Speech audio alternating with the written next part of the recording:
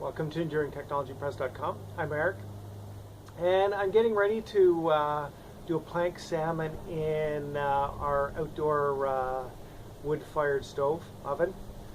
And I came upon this cool, though not really practical way to start fires the other day in my drawer from a project that I'd had a couple years back.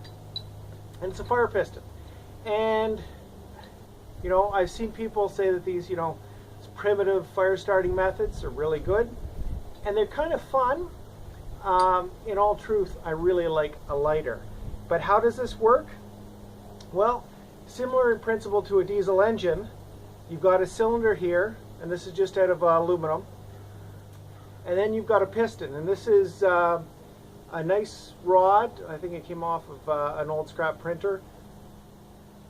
And then I've got drilled in a little divot here for some char cloth. I've got an O-ring, and these O-rings wear out. I'm not sure how the primitive people came up with, rubber O-rings, but apparently they came up with a solution. So you use char cloth. You use the same stuff for flint and steel and a whole bunch of other ways to start fires. And basically what this is cotton or other small waste material. Cotton's the easiest. And here I just made some up. Took a soup can and stuffed the cotton in there, put the lid back on after having washed it out, covered it up with aluminum foil, put it on the barbecue side burner, and Bob's your uncle. Heat it up, starts to smoke as it drives off the volatiles. Let it cool down, otherwise it'll burst into flame, and there you go. Key thing here is you need good tinder. One of my favorites, this is actually something they could have done naturally and probably did. There's birch bark, but even better than birch bark is cedar bark. And you take it, strip it, and you rub it between your hands vigorously. I like to usually add a little bit of birch bark too. Just allows it to keep on going a little bit longer. And you pull it apart, tease it apart, and you come up with a nice fire making bed. And we've got a little bit of a breeze here, but we'll see what we can do. So here we pull off a bit of our char cloth. And I'm going to take one of those little sticks that I broke earlier, just so that I can pull the char cloth out.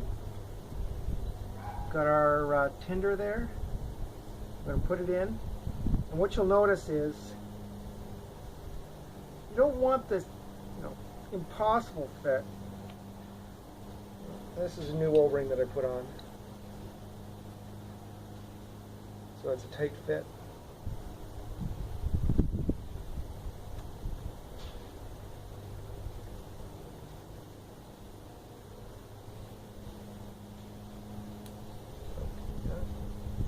Okay, now what I'm going to do is slam this down.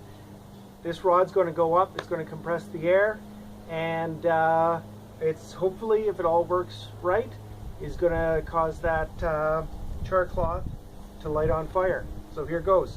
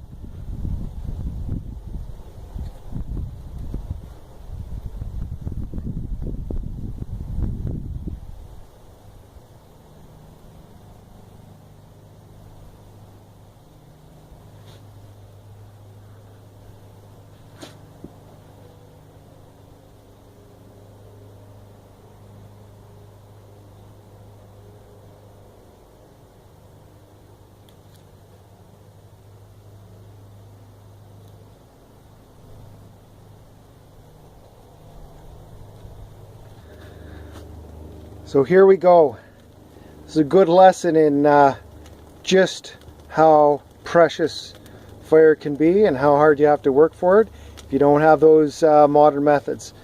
Compared to this, flint and steel, by far much easier, and especially with that new modern flint and steel. So we'll get the fire built up and have a nice plank salmon in the pizza oven on a lovely fall day. So for more on this and the actual dimensions for that fire piston, a few more good pictures, you can see the show notes and go to the enduringtechnologypress.com website. Thanks.